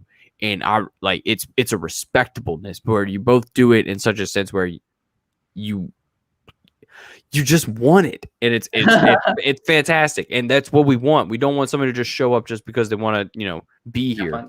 You want it, and y'all want it. It's amazing. Yeah, we don't want people to just like show up and have fun and on screen like that'll be extraordinary. How's it feel going in Chandru as the heel? Are you comfortable with that, or do you not like that? Or obviously you do play to that as a character. Obviously we spoke about that last time, but maybe it's I think it's fair to say that a lot of the public is not on your side, even though it is against corruption. How do you feel about that? Are you comfortable with that? I mean, it is what it is at this point. I'm like I can turn it up a notch when it comes to the match. So it's a lot of It's a lot of fun. It's a lot of fun playing that character too. Like it's another like improv sort of thing. So improv character basically, and it's always fun to do, especially because there's not much to do nowadays. And other than that, it's just with a virtual setting, like we're not hanging out afterwards, so it's kind of is not easy on your backstage relationships, like as much as I'd like it to be. But then like next season when we get to the studio, it'll all be roses and I can't wait. I can't wait for almost anything more than studio matches, because Boggs and I have been studying up. We've been competing in some fan leagues these last couple weeks. And we've been going back and watching studio matches, and there's just something about the way that it's so it's snappy, like the 1920s. It's jazzy, right? We got bop bop bop. It's everything clicks, everything's in sync. It's all good. It's just some bits that we've we could trim the fat a little bit on a little bit. Some of the stuff where it's I miss how put together all that was, and it was just so good. Y'all are just so good in studio. You specifically are such an energy that does not deserve this tiny box. Your energy is not deserving of this little rectangle. You need the whole screen. We need to go 1080p. Like, right. No, I try to bring as much of that energy into like this virtual screen, into this webcam as much as possible too. But the studio match has its own like the presence of it, like everyone is there in that single room, and like there's 20-30 people in the audience just like hyping this match up, and in a live setting it's like anywhere from 300 to 1,000 people, and the energy of it all, like I've never been like played at a live event, and it's kind of bittersweet that I have my championship belt. Like I won it at a virtual event. I'm like defending it at a virtual event and all that. That's even more motivation for me to like hold on to the belt, so like in next season when we come back to live events, I can actually like play at one in front of the stage. Like it may mostly get booed too. It's gonna be fun. But yeah, the whole production value of the whole trivia thing is also what drew me to it as well, because there have been trivia game shows on the internet, like since internet started. But this one, the production value, like the storylines of it, like the whole promo and the cutscenes and all that too. It's something that's the whole product, right? Like so, we're trying to match it as much as possible, but yeah, there is a small portion of it missing, and it's gonna be amazing like next season coming back, because other TV shows and movies have started filming like with a lot of precautions in place, and the Showdown is also like looking into things like that for early next season. We'll see. We'll hopefully. Fantastic. That's fantastic. Well, look, you have a big match coming up at Spectacular, but there are a couple other matches coming up at Spectacular that have nothing to do with you, that I think folks at home would love to know your thoughts. So I think we'll start with the one that's closest to home, and you can be as coy as possible about this. Your boy Ace is a little bit of a David going up against the Alex Damon Star Wars Explained Goliath. Yeah. What has I know what has Ace been doing to get ready for this? I mean, this feels like, has he been watching Star Wars? I feel like it's like hard to study Star Wars without going to Star Wars Explained, and then it feels kind of ironic. Yeah, he's been studying is what he's been doing. So he is undoubtedly the David going against the Goliath in this match. But when he went against Ken Knapsack, he was the David going against the Goliath. When he went against Laura, he was the David going against the Goliath. When he went against Andrew Dimolanta, he was the keep going. Going against the Goliath. And what happened? David hit the Goliath with the stone and the sling. Yeah. With the sling multiple, like all those 3 times, and I'm sure he can do it the 4th time as well. So I know Boggs knows. I know this is all Boggs Town. I know that we wrote it. We were the only ones who thought that Ace could win the tournament. We called it. We called it before. It was the motion of the ocean, and it just felt like this is the ultimate test, because he went a long time without missing a question, and that's all you got to do. You just don't miss. It doesn't matter what the other guy does. You got to do what you got to do, and it seems like Ace has handled that, through and through. I mean, so I obviously Chandru is like, are you like in effect his trainer as well? Obviously, along with Winston as his manager, right? You do obviously help him out. I mean, I trained him a lot during the tournament, especially because I had no match coming up, none of this was scheduled. But even I wasn't expecting him to win the whole tournament. Like I was hoping for the best and preparing for the worst. But like, the little train that he kept going. The first 2 matches, the first 2 matches, Cuevado and Ken Knapsack, I was like, okay, these are doable victories. And after that, I was like, okay, he's gone so far. Like it's been fun. I'm happy for him. Like it's another match he gets to go have fun. And he just like kept on winning, and he's surprised even me too. Like even though he gets like so many questions right in the practice, so yeah, I've been training him a little bit, but then I have my match also coming up. So Winston has been training him a little bit more than me this time, but he's already has the thing down. It's just a matter of like brushing up and like regaining the momentum from July, like 4 months ago.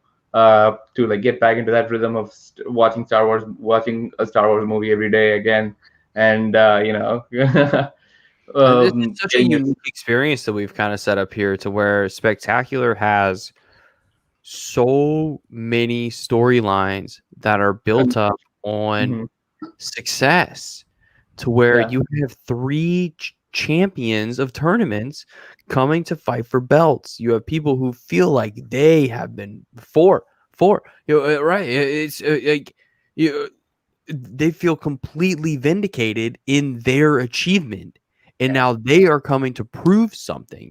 This is the most. It pains me that it's not live, right? It's like in person, right? Because it's just so much talent on display that in that room, this might be the most talented Spectacular we've ever seen in terms of just movie knowledge. I think we're truly going to get, 6 amazing matches from top to bottom. It's gonna they're all gonna be 1A, B, C, D. There's not gonna be any rankings. It's all gonna be one. It's all gonna be great, because the way all these players have been set up, from the champions Adam to Chance to Ace to whoever wins this team. Tournament winners, they're not champions.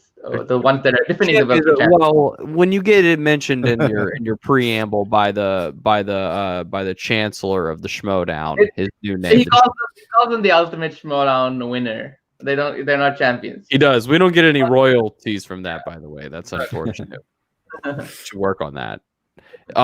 So then I guess we'll go over to the singles. the singles is one of the most interesting matchups, I think, of the entire year. I mean, you got this unknown. I think it falls along a lot where you don't know what Adam Collins doesn't know, because so far he doesn't seem to not know a lot of things. He seems to know way more than he doesn't know, and it's one of those things that you just don't know where this guy's gonna miss. So, have you seen anything that I haven't seen? Your champion eyes, Legolas, tell me what your elf eyes see. Oh my god, it's ridiculous, right? Like he's missed 5 questions in 7 matches or something like that. It's crazy. But just like you never count Ace out, I've also learned to never count Dan Murrell out in any match. So I've seen like he is one of my favorite Schmodown players. Schmodown players too. So he's one of the reasons I started getting into this more. I got getting into watching basically the entire thing too. So he's I would love to see him continue to keep the belt.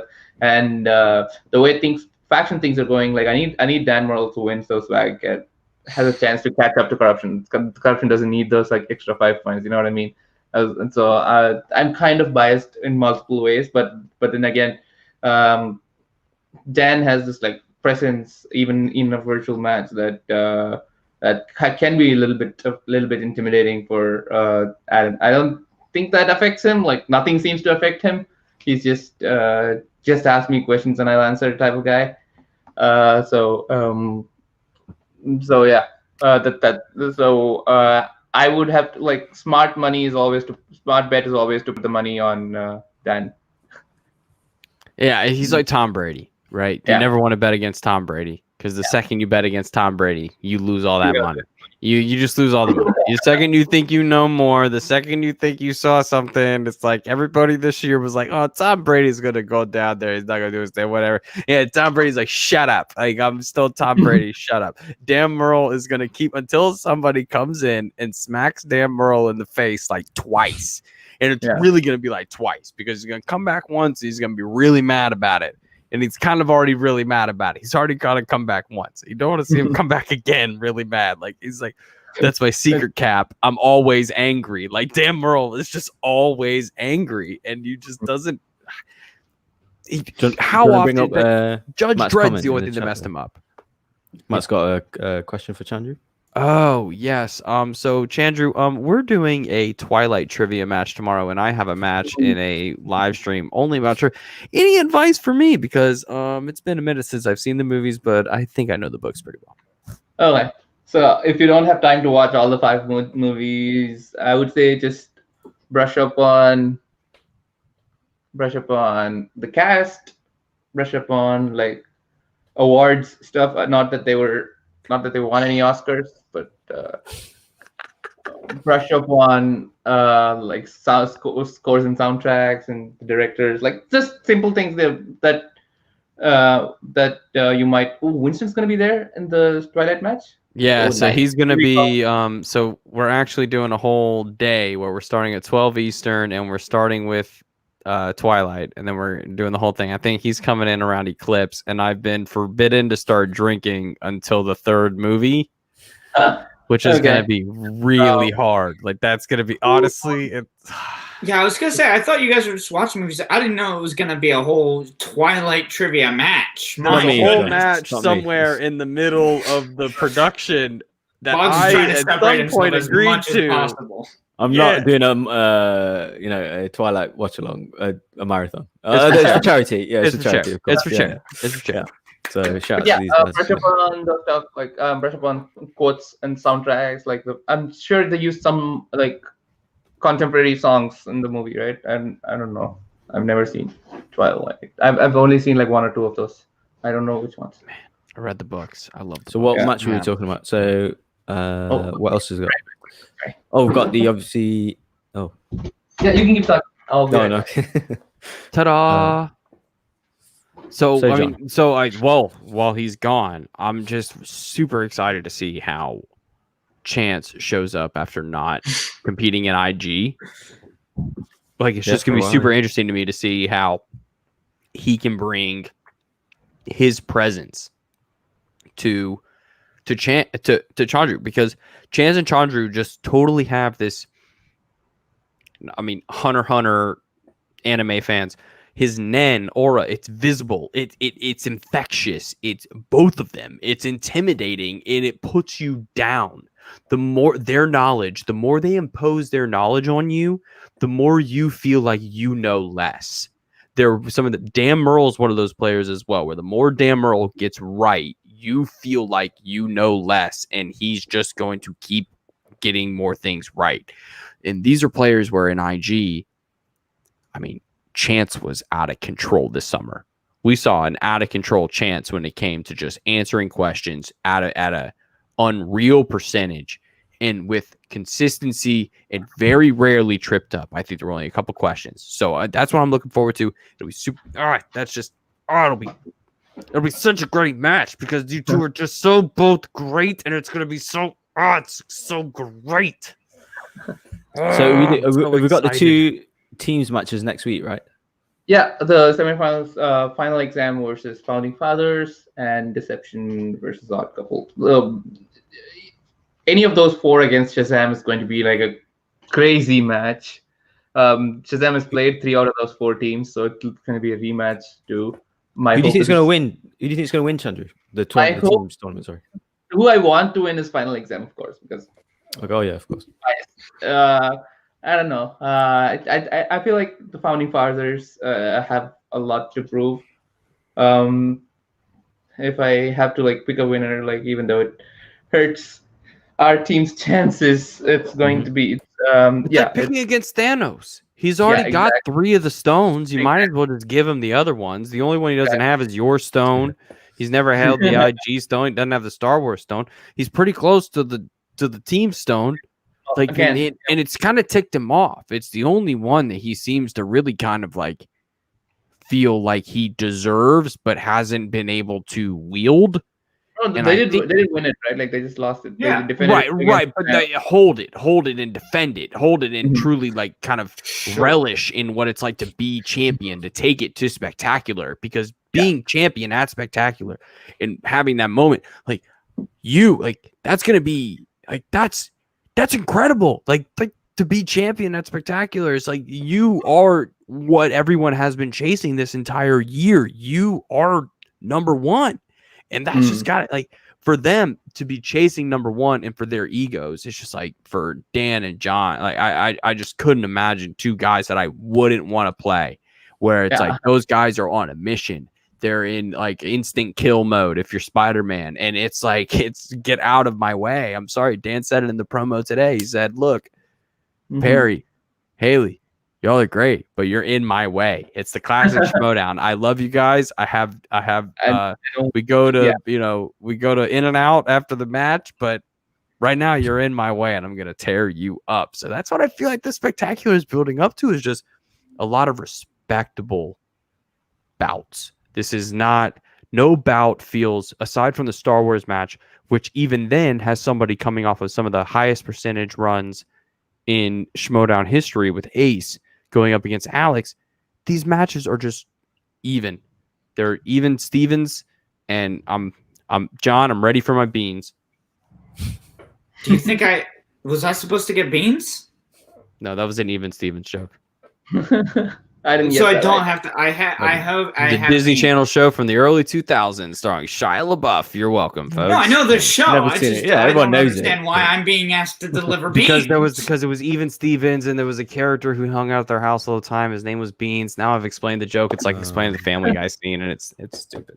And yeah, if the Founding Fathers win and like go against Shazam at the spectacular, it's such a reversal of like last season too, right? Like Founding Fathers took the belt from Corruption, and they were defending against the tournament winner Shazam. And this time Shazam took the belt from Corruption, and they're going to defend against the tournament winners Founding Fathers. It's such a yin and yang. Like the team's title has been that though. Story. That's been the story of the team's belt. All the way going back to Schmoes and top 10 into Patriots until the Patriots held it.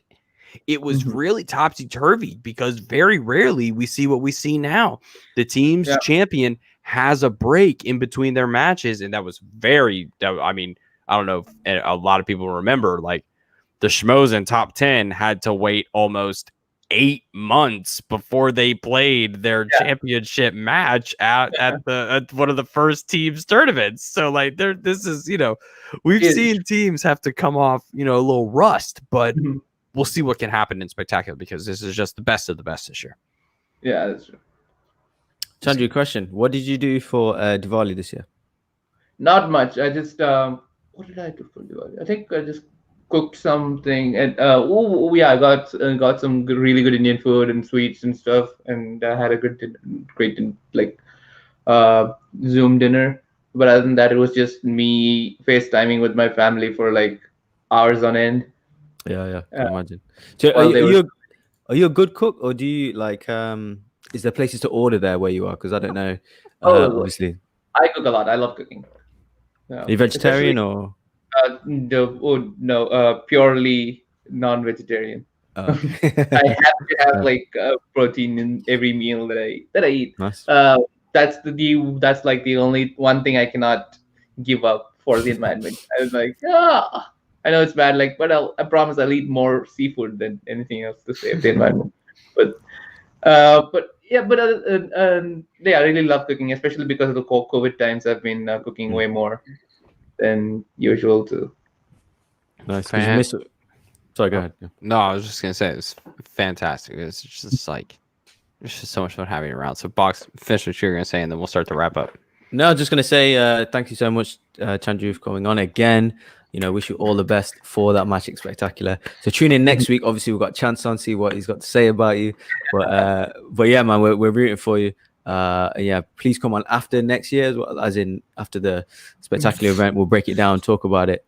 For sure. You, I'd love to have you on again.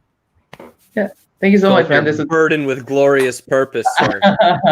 I hope we still have this belt when I come back after Spectacular to to break down the matches and so forth. But thanks for having me. This has been so much fun. I'm honored to be the first 2-time guest on the Ultimate show. Okay, yeah. See, I've been paying attention. So it's great. And do you have a message for Chance or anything? Anything to call him out? Anything? We can stir this pot. Let's start it now. Come on, baby. Let's go. Come on. You got your title to defend. Put it on the line. Come on. I just want to say, Chance, good luck, because you're gonna need it. Study up, because you're gonna want it, and have Shannon and Mike train you, because you need all the help you can get, buddy. Nice. Love it. It's going to be awesome. It's going to be fire. It's going to be everything and above. This is going to be fantastic. And we just can't wait to see Spectacular and everything that it holds. So, guys, John, where can the fine folks at home find you? They can find me in about an hour and 20 minutes over on twitch.tv/John Barr. I'm doing a little charity game show. It's going to be very silly and dumb. Otherwise, you can check me out at John Barr Tweets on Twitter and Instagram. Boggs, what about you? You catch me on the Ultimate Schmatter Show live every Fridays. Next week, we've got Chance coming on. Check that out. Catch us on the Pop Culture Universe. Me and Colin have a Star Wars show on there, and we have a pop talk show on there as well every Sundays. Sorry, were you going to interrupt? Ever heard of it? We have the high ground. There we go. That's it. Yeah, we break down the Mandalorian every week. So yeah, check that out. It's a really fun show. Chandu, check it out. You should check that out. Hopefully, it'd be great to have you on as a guest as well Monday. John, we're all just asking Chandru. I wrote like a sketch like 3 years ago. Do you mind watching that as well? Okay, for sure. Send DM me all of those things. I'll sure to catch up on them. Check it out. Yeah, I wrote a book report about Buffy and anything about Colin, huh? Well, you can find me at wherever they sell Colin Morris's at _C Morris. And Chandru, where can they find you, sir? You can find me at Chandru Thinks on Twitter and Instagram, and there's a Patreon too. We're doing a lot of fun stuff there as well. So patreon.com/Chandru Thinks. If that's the most important part, but the more important than any of those is coming December 12th. 12th. Yes. December 12th, it's going to be the Schmodown Spectacular. I'm going to be defending, once again, this belt. It's a heavy responsibility against Chance the Crapper. Chance the... Stop it. That's the poo-poo word. Too far. Chance the motherfucker. That was... but yeah, I'm going to be put that in a promo. You need to put that in a promo. You need to get them like Chance the Rapper sounds behind you and come. I'm just saying. That was too high pitched. That was awful. I'm sorry. There's still some time for me to record my promo. I'll think about some stuff. But I'm the main story. I'll be defending this belt against Chance coming December 12th. So be on the lookout for that. Get your PPV tickets or become a $10 Patreon for Schmodown, and you'll be able to catch that. Otherwise, yeah, I'm around. Cool. Awesome. Well, guys, thanks for joining us. It's been a great show. We've been hanging out for almost 2 hours now. Thanks for everybody hanging out. Thanks to everybody in the chat. And make sure you like, subscribe, comment on this video. And yeah, this has been the Ultimate Schmodown Show. And we'll see you next time. Bye.